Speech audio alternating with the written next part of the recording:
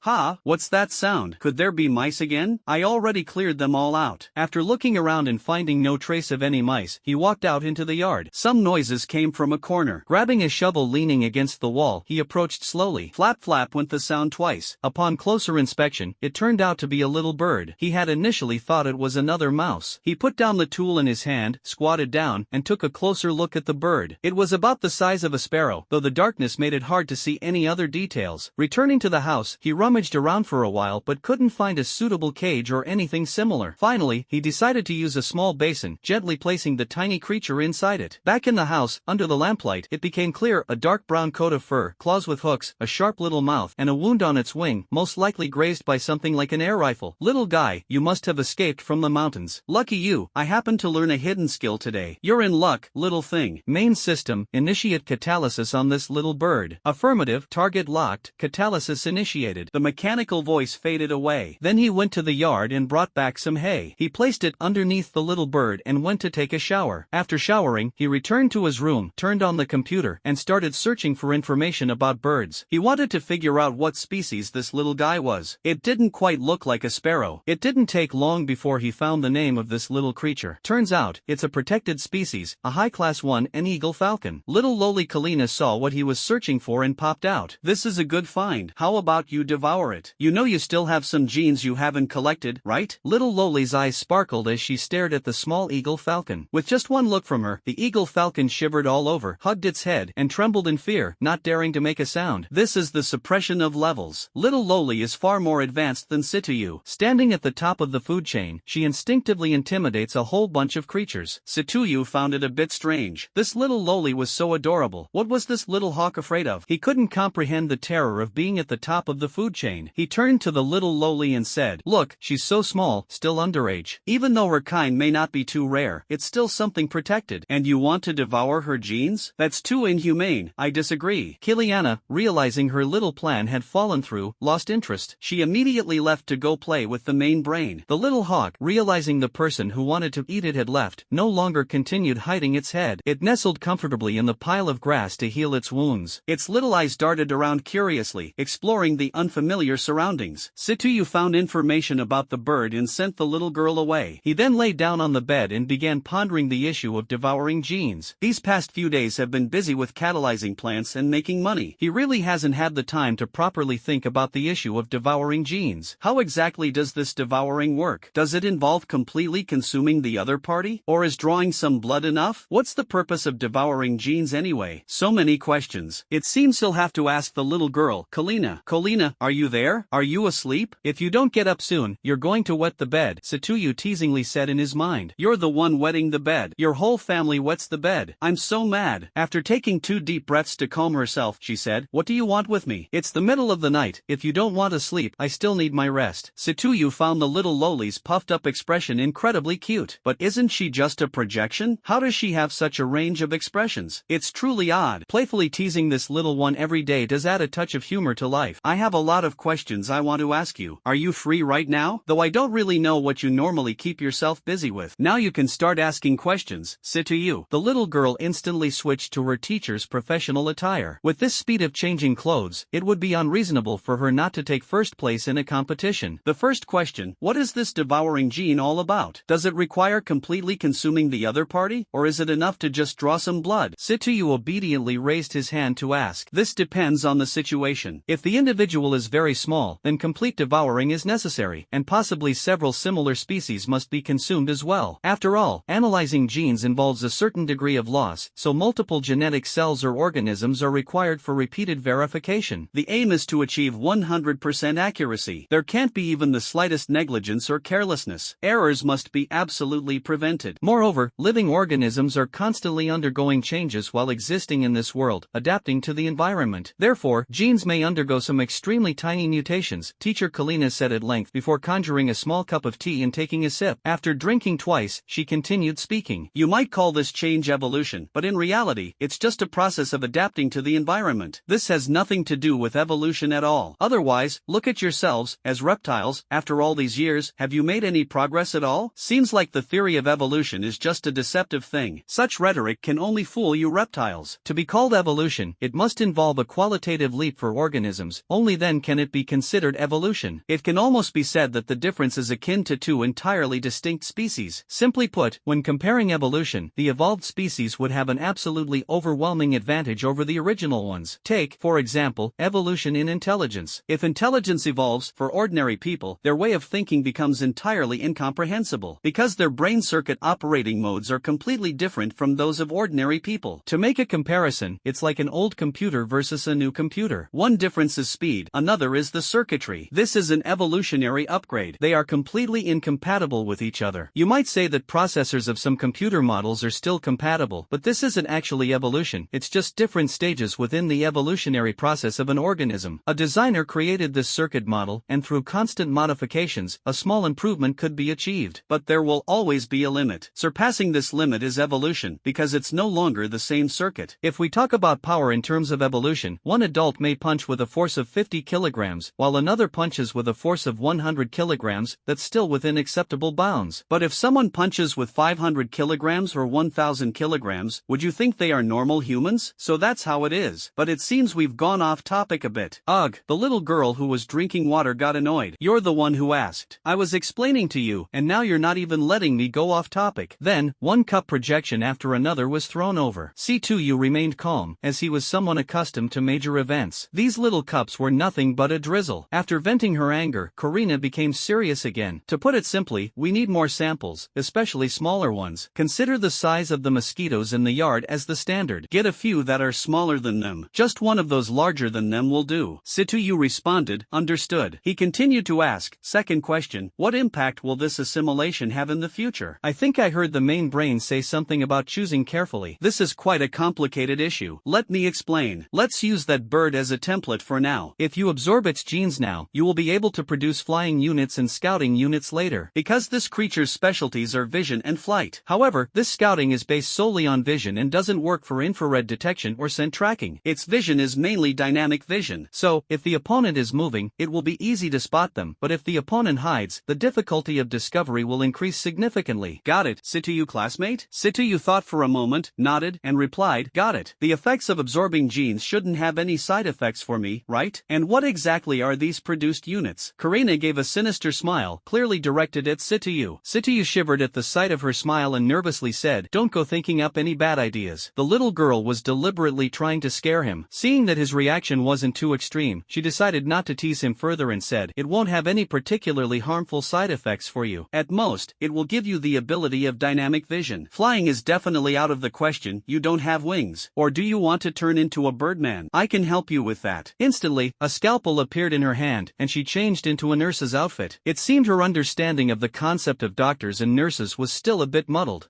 Hey, don't mess around, I'm still a virgin. These two were quite in sync, constantly teasing each other. Stop playing, let's continue the class. She changed back into her teacher's outfit. Are the production of these units controllable? What is required to produce them? How many can be produced? C2U asked 3 questions in a row. Can't you ask fewer questions at once? I'm still a child, this is child labor abuse. The little loli expressed her dissatisfaction. The first question, of course, the units produced are under my control. Otherwise, how could I be called the Queen Mother? She said while striking a proud pose. Of course, they are also under your control. After all, you are my host. The control method is quite simple, just mental control. Simply think about it. I see. The second question, producing these units naturally requires materials and energy. The various metallic elements I've asked you to collect, as well as the energy, are all for revolving the level of the star core and for unit production. Once we reach a high level, you can dominate the universe without anyone daring to stand in your way. The little girl puffed up arrogantly once again. Then your mother is still. C2U blurted out without thinking. The little loli immediately squatted down upon hearing this, her eyes brimming with tears, clutching her knees in a pitiful manner. C2U realized he had misspoken. He hurriedly consoled her. Only after half an hour of self-reflection and signing a series of unequal agreements did Karina's mood improve. This is what they call disaster from careless words. C2U sighed deeply in his heart. Does this gene-devouring process have an order that needs to be followed? Will it affect things later? There's no particular order to follow. After being devoured and analyzed, the genes are saved in the information database. However, the sequence in which genes are devoured directly impacts the abilities of the resulting soldier units. For instance, if you devour a falcon first, the initial soldier type will be a scout with flight and dynamic tracking abilities. If you switch to a rat instead, they'll develop tunneling skills. Comparing the two abilities, tunneling seems less useful since people don't usually dig tunnels for fun. But if you opt for the falcon's abilities, just imagine a reconnaissance soldier circling above your head, monitoring the surroundings. It's definitely useful and enhances safety considerably. I see now. It seems we need to carefully consider the first 2 devouring slots. Do you have any recommendations? Wait a moment. Let me check. Then a few devouring lines extended from C2U's body, and he started typing away on the keyboard. After about an hour, C2U was almost bored to sleep. Alright, hey, don't sleep. Wake up. You're driving me crazy. While I'm busy helping you, you dare to sleep. Don't think just because I'm small, you can treat the Queen Mother like she's not the Queen Mother. This little loli is already starting to learn how to roast people. With this commotion, C2U was completely persuaded to join. So, my Empress Mom, any good suggestions? The little loli Kalina huffed indignantly. There are 2 fairly suitable options. Because early resources are scarce, the types of troops that can be produced are limited. So, to make up for the shortage in numbers, I suggest choosing a species with very strong reproductive capabilities. I checked and found. This planet has several such species, like ants and bees, which operate operate under a swarm consciousness. That means one queen controls the whole group, somewhat like me. After weighing the options, I chose ants. Ants also have an ability to significantly enhance strength, which would provide you with a notable boost. Ultimately, I decided on a species called the bullet ant. The second species, considering we'll need to collect a lot of genes in the future, I suggested choosing mosquitoes for convenience. These little creatures are quite useful. They go everywhere sucking blood, making it very convenient to absorb and deliver genes back. It saves you the trouble of running around trying to find genes. Moreover, these critters also have a bit of flying ability, barely enough for short-distance flights. If we fused the genes of these two species, we could produce a small short-range flying combat unit with limited power that also doubles as a gene collection tool. Taking a break, having a sip of water, then continuing. The combat ability of this creature is almost negligible. For your species, it could barely manage to scratch the skin. However, if it attacks vulnerable areas, like the eyes, the damage could increase significantly, but it still won't be lethal. It's also disposable. That said, I could first produce a queen, who could then spawn workers to collect food and handle their own reproduction. Then, adopting a lofty expression, seeming to say, "Go ahead, praise me." Quickly, "I'm waiting for it." Satuyu acted as if he didn't see it. He hid under the blanket and went straight to sleep. He had asked almost everything he wanted to know, and any additional questions could be asked to Karina later. Seeing Satuyu like that, Karina nearly lost her temper. After messing with him for a while, she didn't feel like continuing the commotion. There had been quite enough of that today, so she quietly went back to sleep. The next morning, after waking up, as usual, he washed his face, brushed his teeth, and had breakfast. He had bought a lot of ingredients when he returned yesterday. After breakfast, he stood in the yard, glanced at the ginseng, and then at the orchids. He then said to the Central System,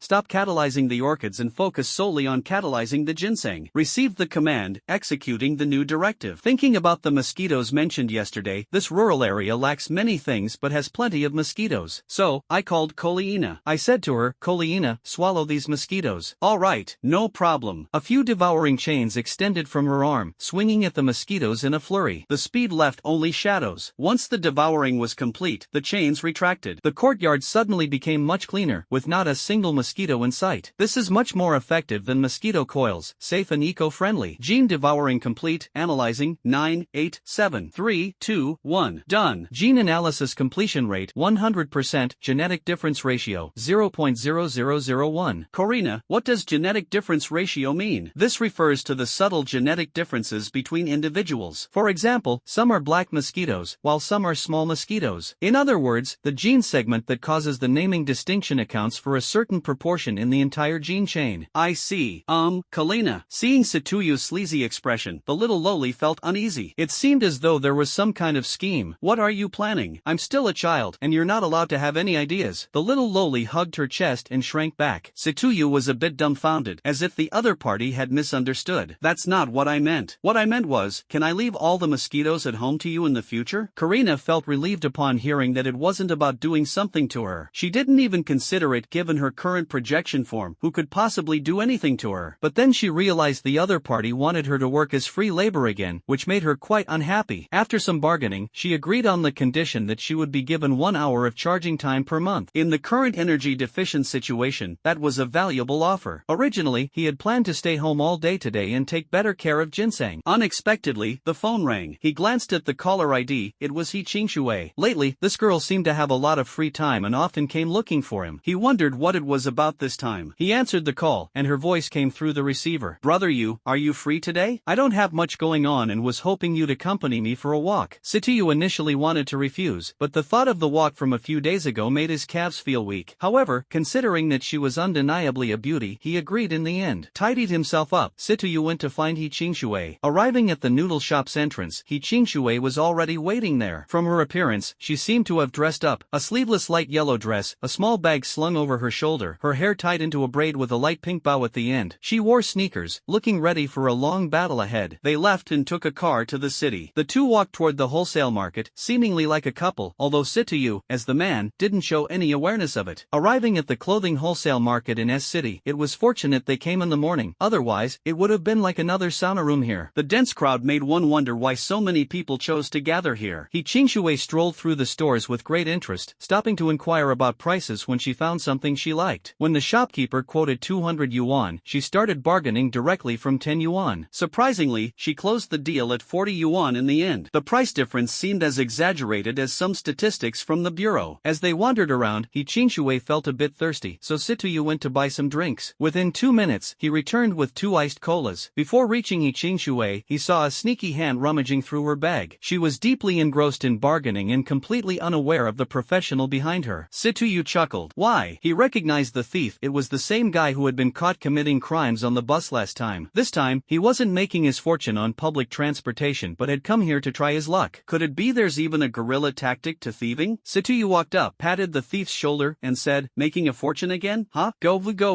don't mess around. Can't you see I'm making money here? The thief whispered. In less than 2 seconds, he realized that the voice didn't belong to his accomplice. He quickly withdrew his hand and turned to look at him. He looked somewhat familiar, as if he'd seen this guy somewhere before. Situyu saw that the other party couldn't recall and reminded him. The bus. The little thief quickly said, it's you, kid. Situyu nodded with a smile. He Qingshui, who had been bargaining nearby, stopped after hearing the conversation and turned around to ask, what's going on? Do you know each other? Met once, but we're not acquainted, right? Situyu replied with a smile. The little thief wasted no words, took out his phone, and said, call the brothers to XXX now. I've found the enemy from last time. After hanging up the phone, the little thief glared at Situyu and said viciously, just you wait. This time you won't get away. The little thief's tone was full of arrogance. He Qingshui noticed something off about the conversation. It seemed like the atmosphere one might expect when enemies meet. He then asked Situyu, what's going on here? Check your bag to see if anything's missing. This kid is a repeat offender, Situyu replied. Upon hearing this, He Qingshui quickly checked his bag. Luckily, nothing was missing. The stall owner, witnessing the scene, felt quite helpless. His business had been disrupted by this petty thief. These thieves were regulars in the area and had come here today to steal. Before long, the thief's companions had all gathered, standing alongside him. This group of repeat offenders consisted of 4 people, and judging by appearances, the one making phone calls seemed to be the leader. They all looked somewhat alike and appeared to be 4 brothers. Kid, speak up. How are you going to compensate us? Name your terms. Situyu smiled. The 4 brothers took a look. So easy to talk to, turns out he's just a coward. The eldest directly said, last time you ruined my plans and even kicked me. This time, you've messed with my income. Cutting off someone's livelihood is as bad as killing their parents. With a grudge this big, compensation is definitely unavoidable. Situyu found it a bit amusing. This guy's way of talking was oddly refined. It really didn't match his line of work. Today, the 4 of us brothers are all here. Each person gets 5,000. This cannot be less. Also, I want to repay the kick from last time. The other 3 nodded in agreement. Nearby, He Qingshui immediately reacted with displeasure. You guys act so rampantly even as thieves. Do your parents know? They died a long time ago. The 4 replied angrily in unison. He Qingshui was startled by their imposing demeanor. He quickly hid behind Situyu, poking out just his head to watch how things unfolded. Situyu looked at He Qingshui's appearance and also found it amusing. This girl, who usually acts tough, actually has a girlish side after all. Alright, we don't have time to mess around with you. Let's give you a free ride. He then delivered 4 kicks, all landing on their opponent's stomachs. The 4 were caught off guard and flew backward about a meter, rolling onto the ground and clutching their stomachs. The pain was so intense that they couldn't even scream. As for the 20,000 yuan compensation, do you guys still want it? The 4 shook their heads in unison, clutching their stomachs, scrambling up, and turning to flee. Deep down, they cursed furiously. This bastard doesn't follow the usual rules. Can't he just talk properly? Next time we see him, we have to stay far away. He's a total menace. He Qingshui, seeing how swiftly Situyu delivered his kicks, had her eyes practically glowing green as she stared at him. Situyu felt a bit creeped out by the look and quickly said with a serious expression, I don't sell myself. Ha ha ha, you're so funny. Since you don't sell yourself, how about I sell you? Situyu left in defeat once again. The 2 were so caught up in this matter that they lost interest in continuing to shop. They found a barbecue stall and sat down. Boss, give me 20 skewers of kidney, 10 skewers of lamb, 10 skewers of tenderloin, 10 skewers of cartilage, 20 skewers of shrimp. Leeks, hold on, can you eat all that? No problem, easy stuff. Add 2 more skewers of leeks, and bring some beer and drinks. Alright, just a moment. 5 minutes later, the dishes started coming out one after another. Situyu ate vigorously while drinking chilled beer. Meanwhile, He Qingshui watched him with a strange expression while eating slowly. That appetite could rival a pig's, he thought to himself. In less than half an hour, the 2 had finished all the food, with most of it eaten by Situyu. After settling the bill, Situyu dragged He Qingshui out of the restaurant. The afternoon was too hot, and neither of them had any plans. Made a spontaneous decision to catch a movie. The 2 headed to the cinema, bought tickets, grabbed some snacks and drinks, and sat in the dark theater to watch the latest release. Although it was possible to engage in something a little intimate here, neither made any moves. Situyu was like a block of wood, and despite He Qingshui being a tomboy, when it came to the actual moment, her courage was smaller than anyone's. So, the 2 simply finished watching the movie during its runtime. There wasn't much else to do afterward. The two decided to find a place with broadband to hang around for a while. Situyu didn't have any objections. They wandered aimlessly for a bit before stumbling upon a KFC. Thus began an uneventful afternoon of freeloading on the internet. In the evening, the two young pigeons did not go to the outside hotel to do something beneficial for physical and mental health. Instead, they went home. 2 days later, on this particular day, Situyu got up and decided to sell ginseng again. This highly profitable business was too good to pass up. The ginseng had already been catalyzed for about a week. Of course, quite a bit of time had been wasted in between. In reality, it was roughly equivalent to 4 full days. Having gathered the tools, this time he was much more proficient than the last. In no time at all, he extracted the ginseng. After cleaning it thoroughly, he wrapped it in a plastic bag again. At home, there really weren't any high-end items to store the ginseng. He could only make do with this. After spending more than an hour, he arrived at Baikayatang, just entered and was spotted by old pharmacist. "Young man, you're here again. What good stuff did you bring this time?" Old pharmacist still had a strong impression of this young man. The decades-old wild ginseng with potent medicinal properties was bought from him. When he told the master about it back then, the master was delighted for a long time, praising that he did a great job. Situyu walked into the pharmacy and also saw the old man. Last time, it was him who bought his medicinal ingredients. What he hadn't noticed was that as soon as he appeared nearby, he was being watched by a stranger. "Mr. Yao, hello. I've come to trouble you again today," Situyu said with a smile. "No problem, no problem. I actually hope you come often and bring more good medicinal herbs," said the old man as he stepped out from the inner hall upon hearing these words. He curiously sized up Situyu, a young man dressed rather plainly, with decent looks but slightly tanned skin. Approaching Mr. Yao, the old man noticed the visitor and remarked, "Sir, this is the young man who sold us that 50-year-old wild ginseng last time." The old man nodded with a smile and said, "So it was you." Situyu glanced at the old man. He seemed a bit familiar but couldn't recall where they had met. Green Plant Workshop, selling orchids. Only then did he remember this old man was the one who had admired his orchids at the shop back then. So the old man turned out to be the boss here. Situyu was a bit surprised. "May I ask, young friend, are you here to buy something or perhaps sell something?" The old man continued. It's still the same stuff as last time, just from an older year," Situyu said with a smile. "There's still some left? Hurry up and show me," the old man said eagerly, his expression full of excitement. "Isn't it just some ginseng? Is there really a need to be so anxious? I still have a whole basket at home, but I'm not going to tell you that," Situyu thought smugly to himself. He casually pulled out a plastic bag from his pocket. "Don't you have a better wooden box? I heard last time you used a plastic bag too," the old man said rather unhappily. "The family is poor, there's nothing to use, only this." This was indeed the honest truth. His family was genuinely poor, so poor that there were only a few $100,000 left in the account. Nothing extra was kept at home. "So that's how it is." The old man calmed down. He really couldn't blame the other side. Opening the bag revealed a wild ginseng root that was twice as large as the one last time. This